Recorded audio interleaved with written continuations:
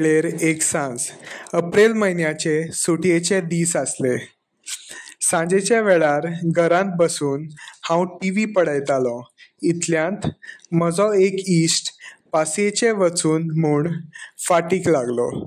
पांचवीचार शेतां, फुलांनी भरिल्ले बागो आनी गरजपी दर्या म्हाका खूब आवडटा. चल तर या म्हूण आमी मोटरीन कोलवा गेले. सांजेची 5 वरां जालीं. वत मोवसर जालें पूण रेंवेची हुणसाण आजून आशिल्ली. वेळेर लोकांची खूब गर्दी आसली. थोडे भुरगे न्हाताले, थोडे रेंवेची घरां बांदताले आनी थोडे खेळटाले. जायते खारवी आपले झाडां घेवन नुस्तें मारताले.